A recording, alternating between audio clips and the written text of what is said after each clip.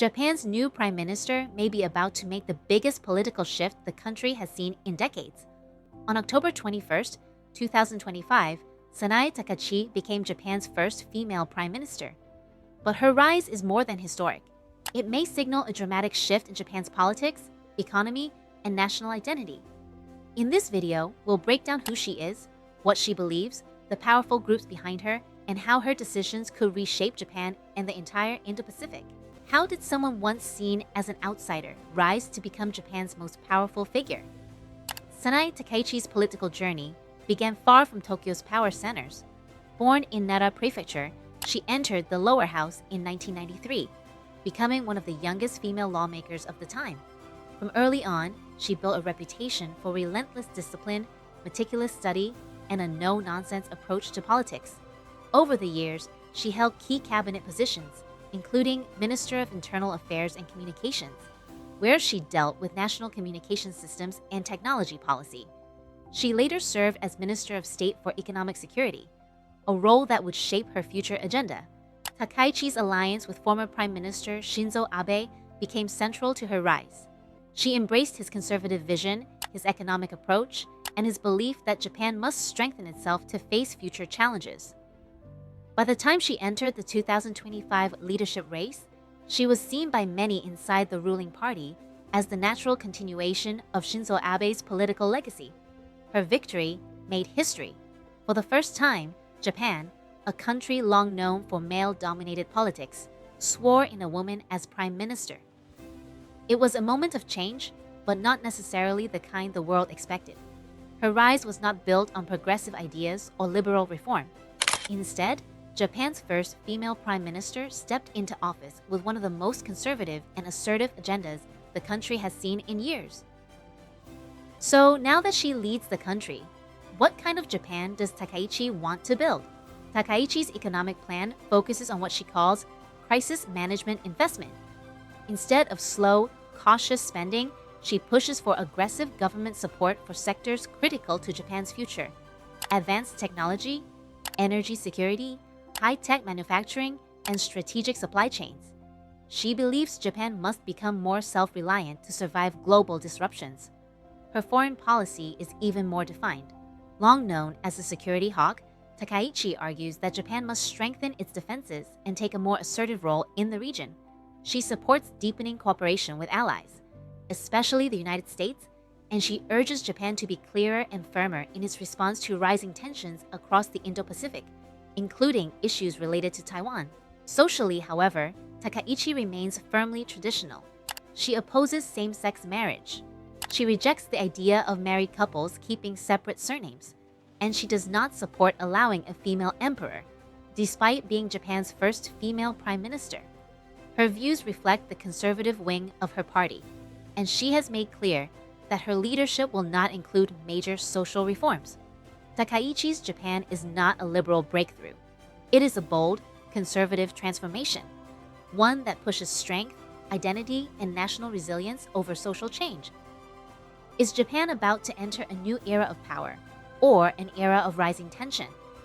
If Takaichi succeeds in her plans to strengthen Japan's self-defense forces, the country could take on a more prominent role in Asia's security landscape. For decades, Japan has relied heavily on its partnership with the United States, while maintaining tight limits on its own military.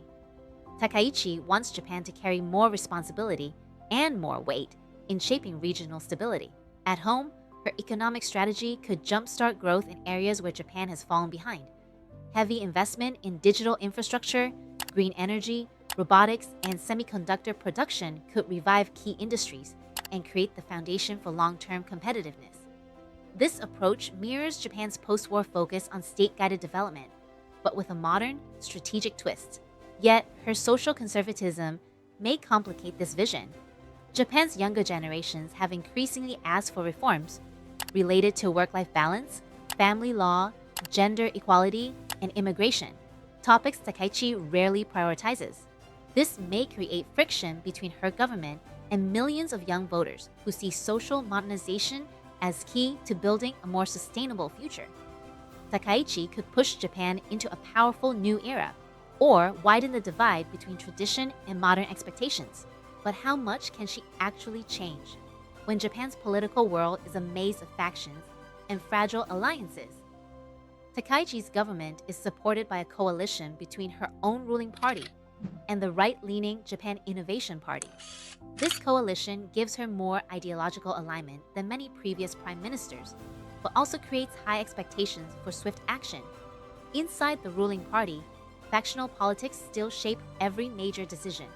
Senior lawmakers control networks, voting blocs, and party resources. While many of these factions support Takaichi's conservative agenda, they also expect influence in return.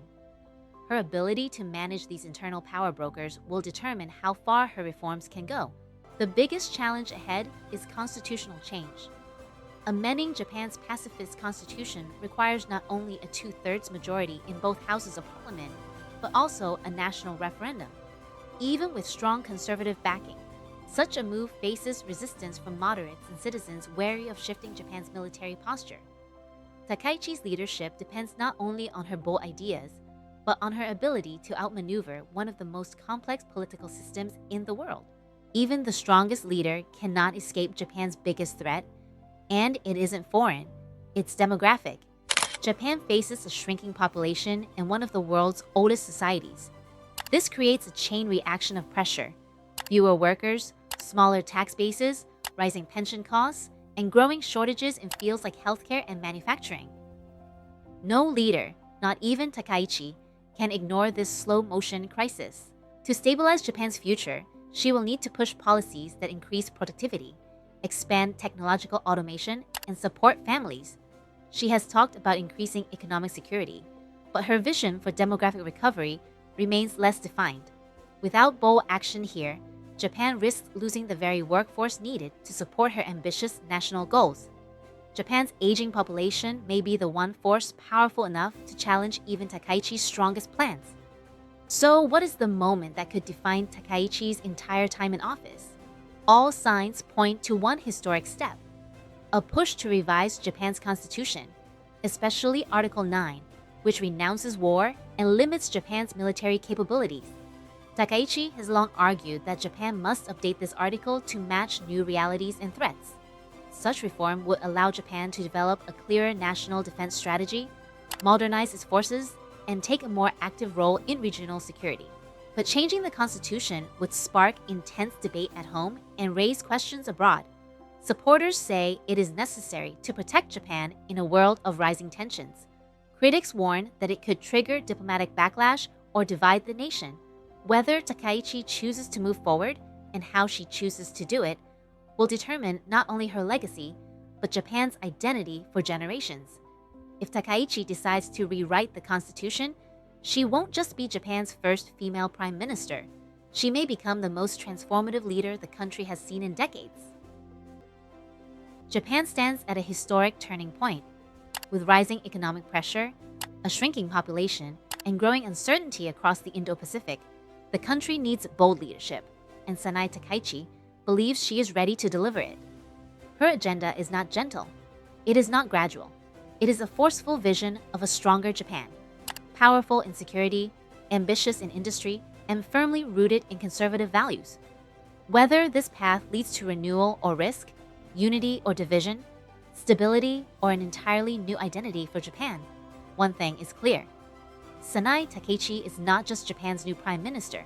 She may be the leader who changes everything.